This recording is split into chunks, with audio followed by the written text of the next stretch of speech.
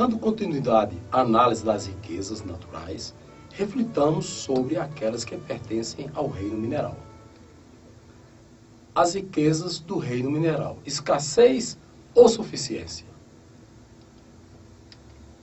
Continuemos falando de economia, lembrando que, ao nos referirmos à produção, transformação e distribuição de riqueza do reino mineral, estamos falando dessas riquezas para o atendimento às necessidades básicas humanas, individuais e sociais.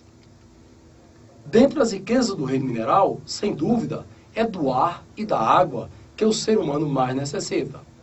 Os partidários da teoria da escassez jamais ousaram especular sobre a escassez do ar. No entanto, já espalham seus boatos e ensaios sobre uma futura escassez da água, o que de pronto já devemos descartar. Por quê? Sobre a água, todos sabemos que ocupa 75% do globo terrestre. A água, gente, se solidifica, se condensa, se liquefaz, se evapora. Está em constante processo de transformação e de mutação na natureza. A água se evapora nos oceanos, formando nuvens, que em forma de chuva e ou neve, caem nos continentes. Daí ela escorre para os rios, que a leva de volta aos oceanos, formando um ciclo contínuo, que nós chamamos de o ciclo da água. Aí o ciclo da água: a evaporação do oceano, formando as nuvens se transformam em chuvas e neves, caem no continente escorre para os rios e volta novamente para o mar. E assim, continuamente, a água forma o seu ciclo. A água jamais fugiu ou fugirá do planeta. Não tenho dúvida sobre isso. Temos a certeza de que nos oceanos jamais faltou ou faltará água.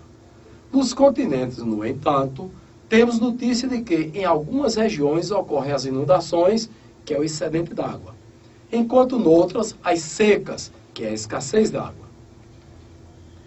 Quando analisamos as inundações, que é o excedente d'água, percebemos que elas ocorrem sempre exatamente naquelas mesmas cidades, localizadas nas margens dos rios e em regiões previsivelmente inundáveis. É o caso desta cidade que vemos aí. Uma cidade construída à margem do rio. Ora, se o rio teve uma cheia, transbordou, é lógico que vai inundar a cidade. É uma questão de mau planejamento, uma questão de gestão desta cidade. Essa cidade foi mal localizada.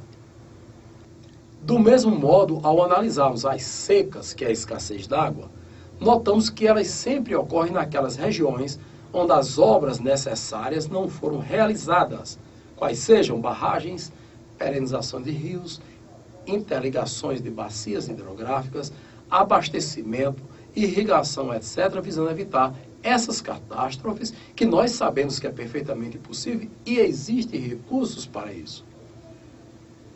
É o caso, por exemplo, das secas do Nordeste, aí o gado morrendo, as pessoas sem terem como se abastecerem d'água, tá aí os mananciais, os açudes vazios, né? E as pessoas passando dificuldade.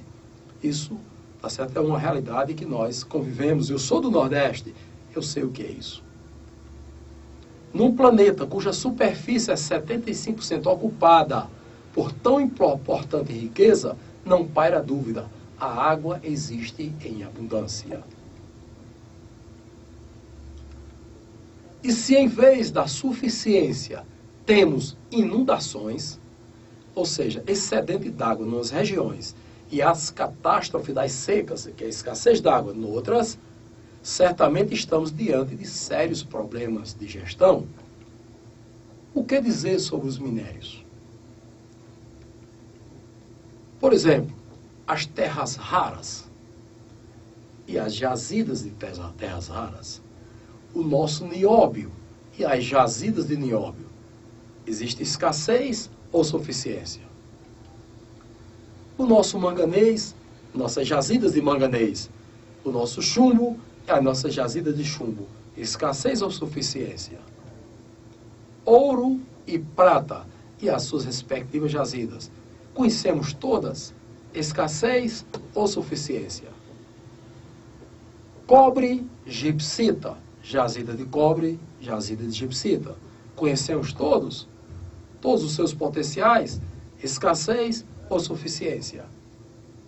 Potássio, ferro e suas respectivas jazidas, escassez ou suficiência. E a bauxita e o níquel, temos as nossas jazidas de bauxita, jazidas de níquel, escassez ou suficiência desses minerais.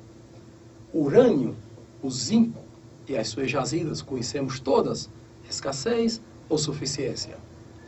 Grafite, estânio, escassez ou suficiência. Mica, carvão, escassez ou suficiência. Com relação a todos esses minérios e tantos outros, cujas quantidades e potencialidades de suas jazidas ainda desconhecemos, o que dizer? E quanto àqueles minérios que misturados dão origem a novas ligas e aqueles outros que podem ser reaproveitados e reciclados, são escassos ou suficientes? As nossas pedras preciosas. Quanto às nossas pedras preciosas, diamantes, ametistas, rubis, safiras, esmeraldas, berilos e outras gemas, de quantas nós necessitamos e quantas são e onde estão as suas jazidas? Escassos ou suficientes?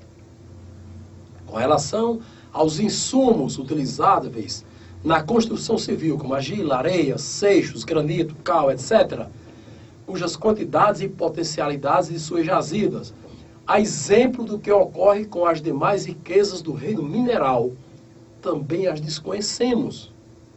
Como as classificar? Como os classificarmos?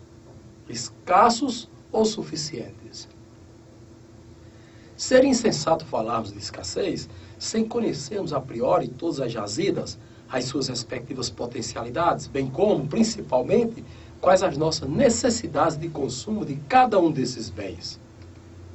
A nossa indiferença em relação à busca do conhecimento para o necessário dimensionamento das referidas necessidades são indicadores seguros da abundância de recursos do reino mineral.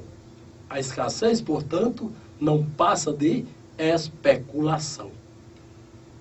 Por outro lado, o simples fato de desconhecermos o cálculo e o dimensionamento das nossas reais necessidades de consumo de bens do reino mineral, já nos permite atestar, temos diante de nós mais um grave e indiscutível problema de gestão.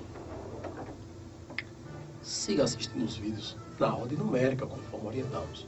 Faça a sua coleção de DVDs originais, completa, e conserve-a como relíquia, com muito carinho, para exibir no trabalho, na escola, aos amigos e principalmente em sua casa, a sua família. Na sequência, focaremos as riquezas do reino vegetal e, após refletirmos sobre essa realidade, tiremos a nossa conclusão. Elas são escassas ou suficientes?